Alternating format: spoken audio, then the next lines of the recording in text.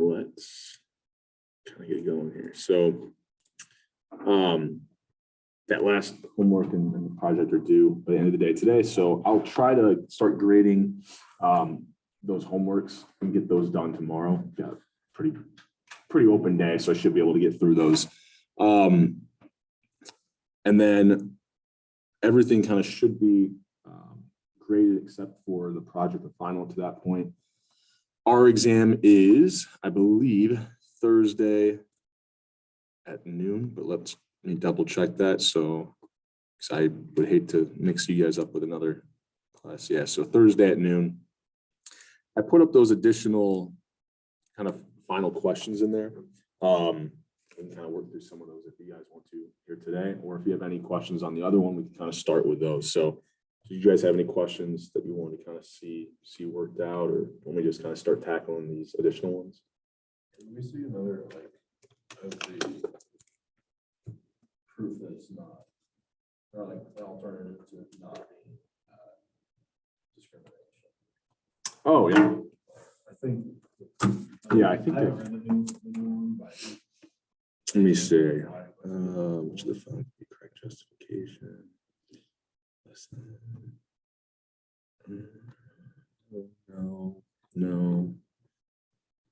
No.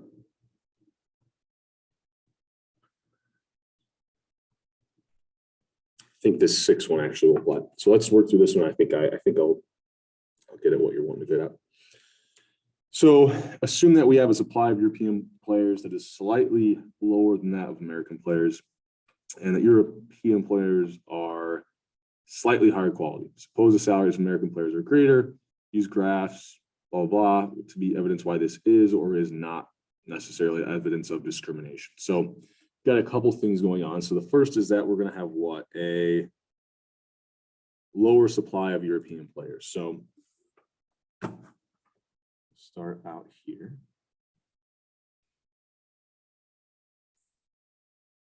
We've got our labor market, and I've got the supply of labor for, I think I called this what, US and European. So the supply is lower for our European players. Right? So that was the first thing. The second thing was we had differences in quality. So I think I said that the European players have slightly higher quality or higher marginal wins coming from labor. So if we remember our demand for labor curve, there's really two things that can kind of drive differences, which is, well, there's discrimination, but without discrimination, right, we have either the marginal revenue per win. So this is like differences in small and large market teams, or differences in quality. So we said here, it was that European quality was higher. So I'm going to draw this demand for labor curve for our US players. And we know that the demand curve is going to be higher for European. So if we think about, before we do that, let's assume for a second that the demand was the same for both. That lower supply, right, is going to do what to the equilibrium wage? Well, for US players, it would be here. For European players, it would be here. So that lower supply is going to drive up wages. But then we also know that even if supply was the same, if the demand for European players was higher, that's also going to drive up that equilibrium wage. So we have two differences that should be causing European equilibrium wages to be higher. Okay? On the exam, I wouldn't kind of throw two of these at you. But being able to understand kind of both of them, and since it's both of them are pushing the wage up, we know that it should be that the wages for our European players would be greater than that of the US players, our American players. So because both of these differences should be pushing those European wages up, the only way that we would see lower wages for our European players is if, I drew these pretty big, so we had some huge discrimination going on, right? Enough discrimination that even those quality differences, the discrimination would be even larger. Now, even under that model, right, we still could see the wages, even with discrimination, so I could call this like discrimination for our European players, still could be higher. It's just not as high as it should be, right? And if I had drawn these, maybe the difference is a little bit less. You can kind of imagine, that discrimination potentially at some point would push European wages below that of US. So that's kind of the idea that number 6 is getting at, is that if we have these factors that drive up wages for one group, if that's the group that's being discriminated against, well, potentially we could still see them earning higher wages, right? And that if we do see in practice that their wages are lower than the non-discriminated against group, well, then we definitely know that there's discrimination going on, right? Like if I had huge discrimination here, I could actually get this really weird scenario. So we'll call this like discrimination 2. Here, how many European players would I see in the league? 0, right? These curves never intersect. In fact, this is probably, if you go back to, we had segregation, probably what was existing, right? Just huge discrimination, basically keeping one group with an equilibrium quantity of 0. Is that kind of what you were? Yeah. So, I won't have as many kind of things going on the question where I asked on the exam. I probably would like just do quality differences, or I could have just done kind of supply curve differences there as well.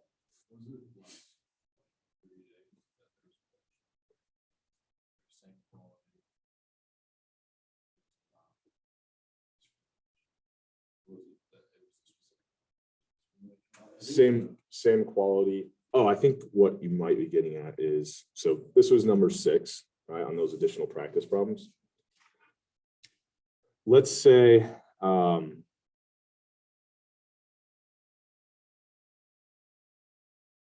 we had the labor market, and so I think what you want is something like this. Let's say we've got the demand for labor for US players, and it's the exact same as for European. There's no quality differences. We then have our supply curve, and let's say it's exactly the same for both as well. Right? So under this, there's no discrimination, no quality differences. We would have the exact same equilibrium wage here. So let's say this is like the wage, and we'll kind of say for US here, because if we did have discrimination, right, that's going to push this down. Okay? I think what you're getting at, I think maybe what you're thinking of is if I had just have quality differences, or you didn't have to have quality difference. Like let's say that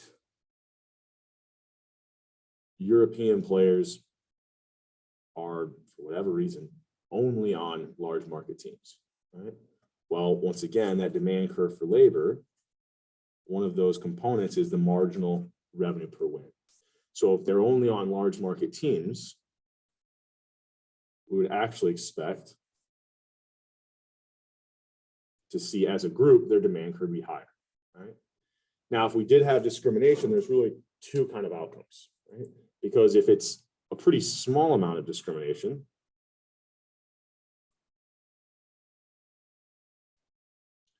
then we would still see wages be higher for those European players, but not as high as it should be.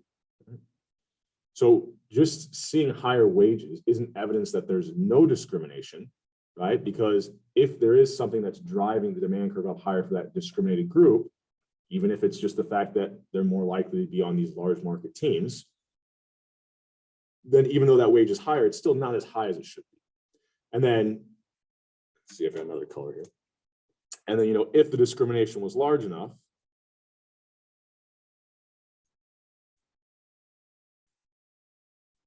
well, now we can see, right, that wage gets driven down below the curve.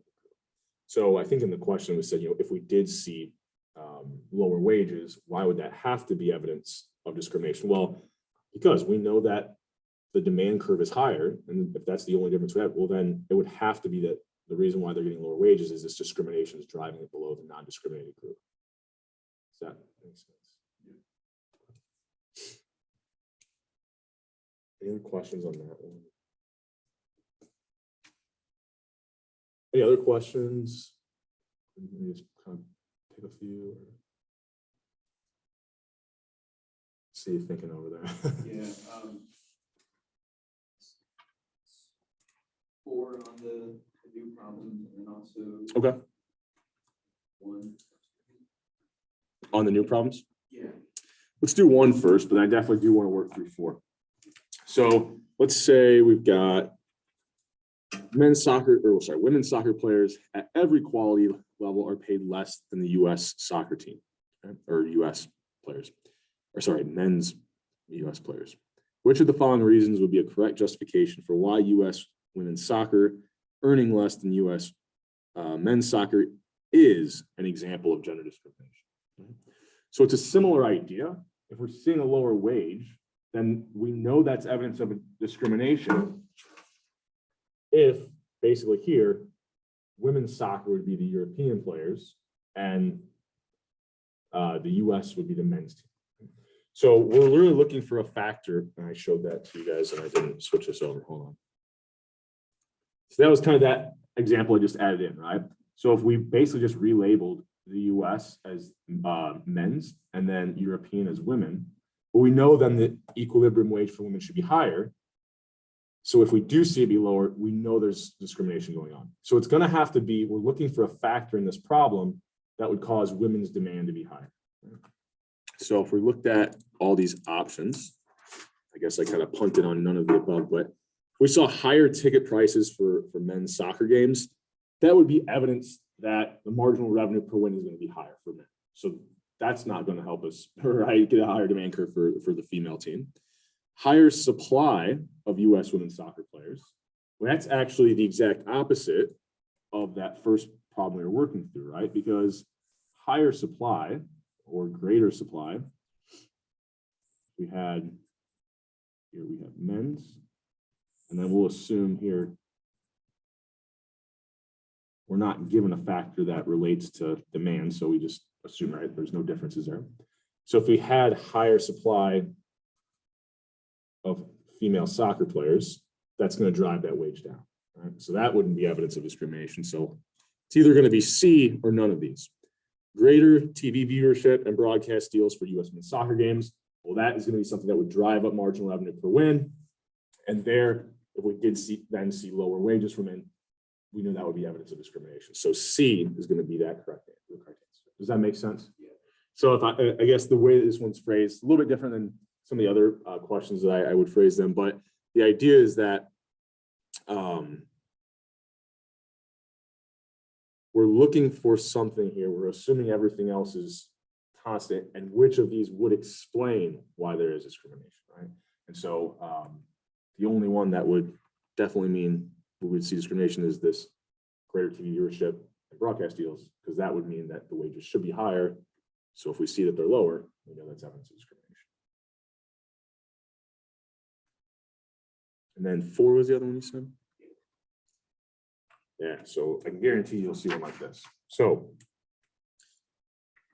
we've got our demand curve for labor. And I'm just going to write this down before I switch over to the dot cam so I don't forget. So we've got wage is equal to 170 minus 4Q. That was our demand. And then wage equal to 10 plus 2Q. Excuse me, that was our supply. Okay. So assume that NBA teams are acting as a monopoly. What will the equilibrium wage, number of players, and actually I said monopoly here. What I really wanted, probably copy and paste it here. They're acting as a monopoly. So what will the equilibrium wage, number of players, and deadweight loss be in that labor market? So we're thinking about monopsony power. So quantity of labor, wage. I'll kind of draw it out. You wouldn't technically have to, since we have equations. But what we're thinking about is that if they have monopsony power, so monopolies make a decision based off of a twice as steep marginal revenue curve. Monopsonies make a decision off of a twice as steep marginal expenditure curve. So here, what's going to be the equation for my marginal expenditure? Well, it's going to start at the same place as supply, but be twice as steep. So the optimal quantity of labor for the monopsonist is where that marginal expenditure curve hits my demand curve. So I'm looking for this quantity. So all I'm going to do is set this marginal expenditure curve equal to, nope, sorry, I looked at the wrong one. 170. Well, I'll just write it down here. All right, so we got our marginal expenditure curve, and we're going to set that equal to our demand curve. Okay. So at this point, it's going to be a little bit of algebra. So we'll move the 10 over. So subtract 10 from both sides, add 4q to both sides. 8q is equal to 160. Divide both sides by 8. And the equilibrium quantity here be 20. Okay. Well, then what wage would they kind of set?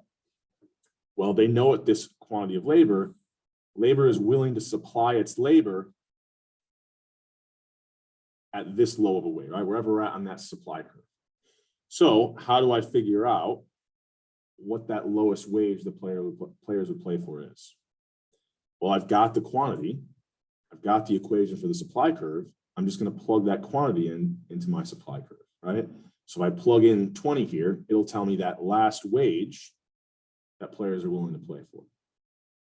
So I'll go ahead and leave myself a lot of room, but 10 plus 2 times 20. So that's going to be what? 50. So that's the lowest possible wage players would play for. So that's what the monopsonist would set. Okay. Any questions on that? Yeah. If you plug that into demand, would you get the same thing? Nope. Right. So yeah. So right. If we plug it into demand, that's actually the last wage that the teams would be willing to pay. Right. Now, I don't know if these equations work out. I usually do this, so I'm going to guess they did. That if we then solve this for if the union had monopoly power, what would the wage they set be?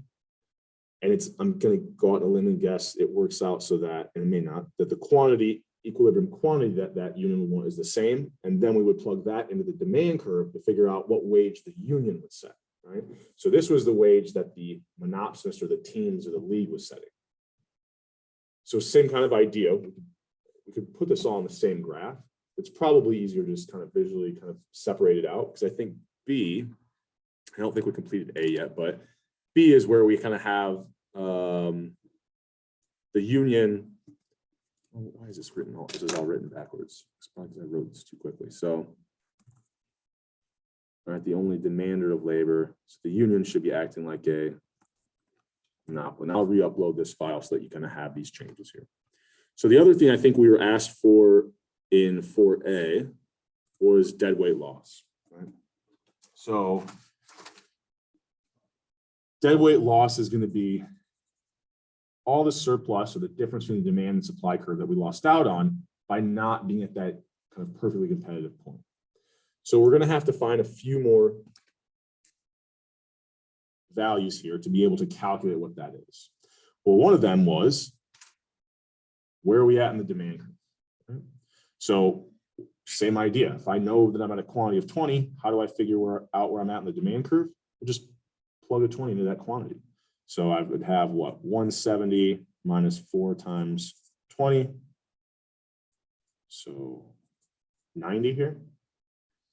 And then how would I find what the perfectly competitive equilibrium quantity would be? Well, that's just going to be setting my supply equal to my demand. Right? So I have a little bit of work to do there. Let's see if I can get this all, myself a little more room. So we've got 170 minus 4Q equal to 10 plus 2Q, just setting supply equal to demand there. Now it's just a little bit of algebra. So I'll subtract 10 from both sides, add 4Q to both sides. I get what? 160 is equal to 6Q. So 160 over 6 will be equal to that equilibrium quantity. So that's going to be what? Some kind of a fraction. I was going to say it's going to be 26.33 repeated. 6.6, sorry. Thank you. So now that I have that, and also I will try to choose a little more friendly kind of numbers on the exam there so that it's not too difficult. Well, now, I mean, I've got the height of my triangle, right? 90 minus 50. I'll just multiply that by the base of that triangle, 26.66 minus 20. And then it's a triangle, so I still have to multiply it by a half. So here, I wanted to calculate deadweight loss. The equation would look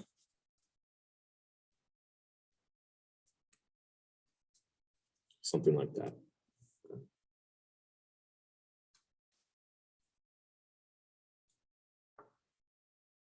Yeah. So with the monopoly, you focus on supply, and with monopoly, you focus on demand. Exactly, right? So we had monopsony power here. So what's going to happen if instead we've got the union acting like a monopoly? So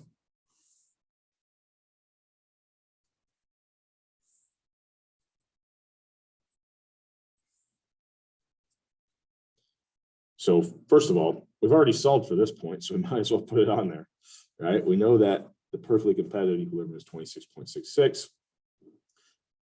For the union acting like a monopoly, they're going to make decisions based off of a twice as steep marginal revenue curve. So what we're now going to do is solve for this optimal quantity where marginal revenue will start at the same place as demand, but be twice as steep. Actually, I may have this so it didn't work out to be quite the same, which is probably why I put it in two things. So we're now just going to set that equal to our supply curve, which if we go back was just 10 plus 2Q. Right? So that was just what was originally given to us earlier. A little bit of algebra, 160 equal to what? 10Q. So it looks like it does work out to be a slightly different quantity. I now have that monopolist, the union, would set the quantity at 16. But then I know that they're trying to get as high a wage as possible. So if they have the monopoly power, they're going to charge the teams essentially, or they're going to force the teams to pay up to whatever the last wage they'd be willing to pay is, which is what that demand curve reflects, willingness to pay. So how do I find that wage? Well, I've got my quantity. I'm just going to plug that back into my demand equation. Right? So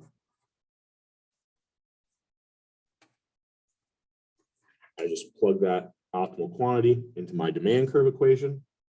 And this is going to be what? So 40, 64, so 106. I'm doing mental math there, correct? So on this one, it's a little bit different than some of the examples we've looked at. So we know that the union would set the wage at 106, right? The teams would set the wage at 50, right? So kind of the range of wages that we could see is anywhere within 50 to 106. We know that teams would base, and if we wanted to, I didn't have this here, but we could set this up like one of those contract zone examples because we know that the teams, the whole reason why the union is setting the wages high is because they know that the teams would be willing to pay up to that amount. So 106 or anything less. And then that 50, that was the last possible wage that the union or the players would be willing to play for. So that's why they're going to come to a agreement somewhere in this range. I just don't know exactly where that's going to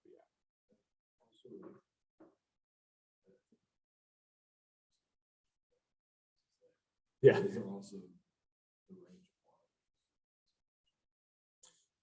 Yeah, and I can tell you I won't ask you that on the exam, but you're thinking about this correct, right? So I know that in setting the wages at 106 or 50, that's going to result in quantities that would be somewhere in between 16 and 20. Yep. But we generally think about like teams bargain on the wage and the quantity of players is just a byproduct of that. But different example, like really non-sports examples, there's a lot more where you would be probably bargaining for kind of the quantity of workers in that labor market, and then the resulting wage is just kind of a byproduct of that. It just depends on kind of what the union is bargaining for. Any questions on that? Yeah. Yeah, so like any reason where you need to calculate like the lower bound of the marginal revenue curve, like that lower number in case it's lower than the lowest one on the monopoly?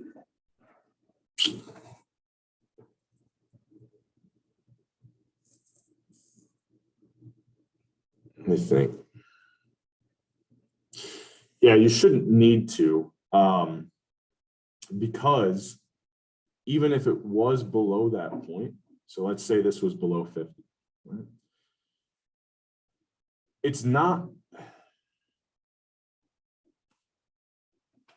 if it's below 50, it's actually kind of irrelevant in the sense that if players would be, I mean, I guess it just wouldn't really tell us anything, right? Because that's not where the whole reason why we're even at this quantity is because they have the monopoly power. So we know the wage will never fall down to that point. But I understand what you're saying. And also we're dealing with linear equations. So because everything's, twice as steep, it should never be the case. Yep. Now, if we had more complicated equations for demand and supply, where we had like some actual quadratics, then it's a little more complicated. Yeah. And, I don't think I asked this in the problem, but it's kind of a similar idea. We could also find the deadweight loss here. So let's actually we could figure out what this point is. We're at a quantity of 60. Where are we at there in the supply curve? So automatically, we know this is going to be lower because before we had a quantity of 20.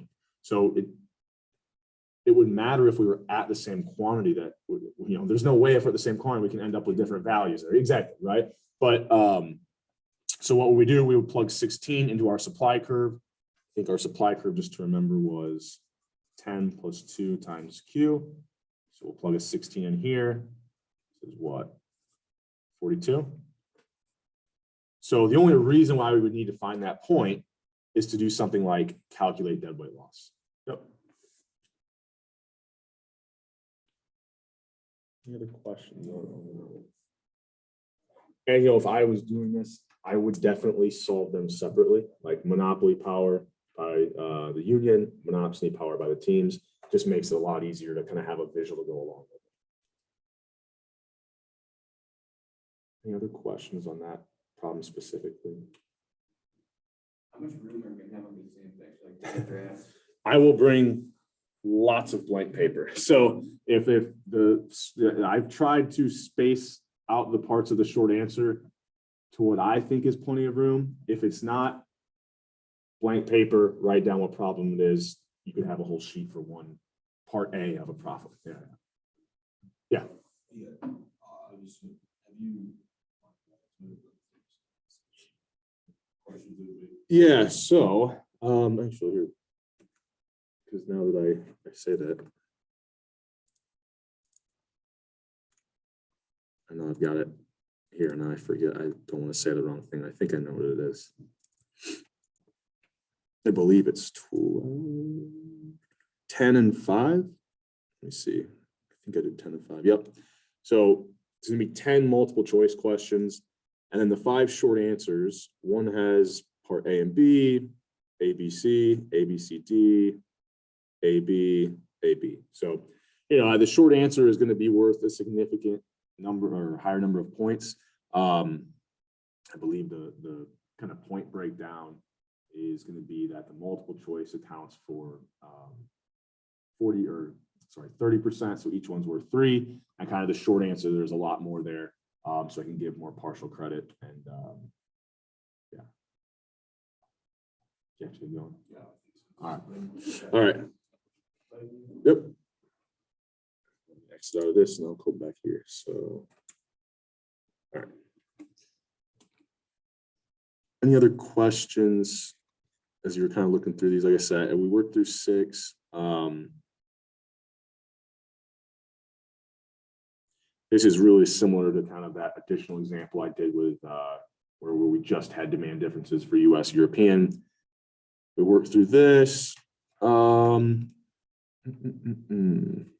one thing that I would make sure I kind of put it on here for a reason, because I may give you things that change the demand curve in the product market, but not necessarily in the labor market. However, anytime we see changes in the product market, we know we should see also the similar change in the demand curve for labor. So for instance, this one says, suppose, we've got this free and open labor market. If the competitive balance in the NBA is increasing, right, and fans like competitive balance, what would we expect to happen to equilibrium wages and quantity of labor?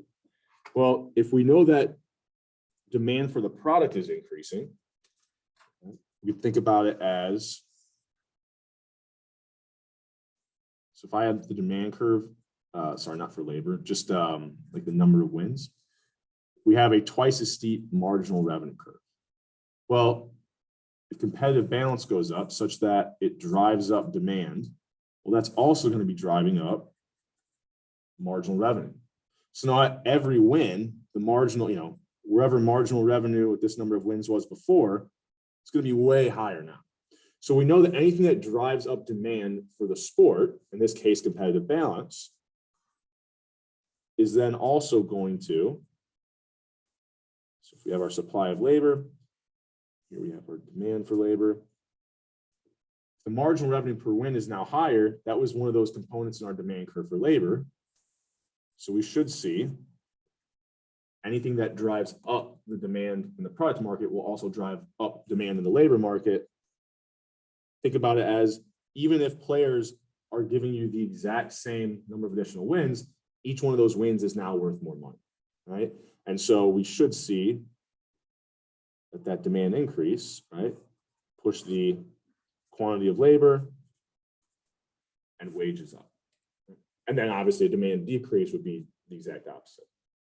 So, maybe I say baseball has seen the decrease in popularity.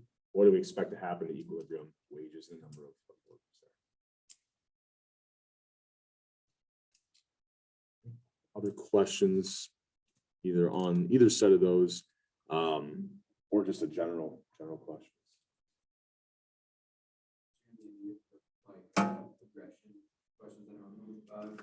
Yeah, so after midnight tonight, I'll get up an answer key to that 5th homework, and I would kind of go through those last 3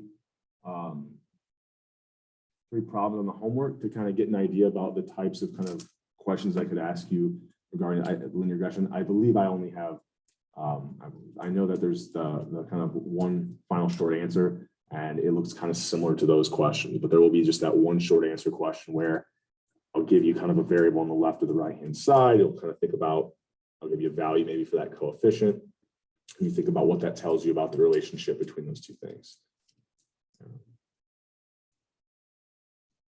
Other questions?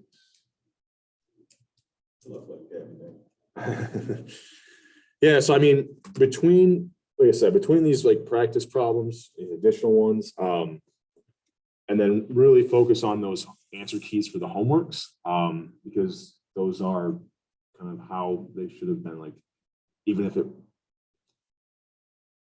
if you would have gotten full credit for how you did it, that answer key has like very detailed, like every little thing on there, right? And so if you can understand those answer keys, then you'll be more than prepared. Do you have an answer key for this one? No, I didn't. So I just kind of threw together some questions, just kind of what you should be thinking of. Obviously in the video, you can kind of go back. We worked through 6. Like I said, 5 is really kind of the second example we worked through, even though I didn't give it men and women's context. We had kind of the same European and American player context. But also 5 is very, very similar to kind of how we were understanding problem one as well. Yeah, but if you do want to see or have any questions on these, send me an email. I can try to explain it or even draw something up real quick and scan it for you. I will be around all day tomorrow. If there's a time where you want to meet, send me an email. I can make sure I'm in my office at that time. I'll be around. I'll be within the building, or I might go out for lunch or something. So to guarantee that I'll be there when you stop by, send me an email. And then Wednesday, I am only occupied in the morning with exams. So I have Wednesday afternoon pretty available as well. If there's a time there you want to kind of get some last minute questions answered, I should be around that too. Any other questions? Because I kind of I remember going through kind of that list last Thursday, kind of, so maybe go back and look at that, just kind of knowing the topics. But you know, it really is primarily we're thinking about, we've got contract zone examples, but it's all related to the labor market. We had kind of monopoly power, kind of knowing how to solve that using equations. We then just had different combinations of discrimination and then supply and demand curve differences. We had the thinking about competitive balance impacts of changes in the NCAA, like, you know, whether or not they award money for the postseason in a similar way or a different way. Also thinking about the value of tuition relative to what the wage would be if we had a completely free and open labor market in NCAA. And those would be kind of the main kind of questions to go over there. And then the linear regression kind of examples, like I said, those should pop up as soon as that due date is passed. Excuse me. We should do it. Sir. All right. Was it good to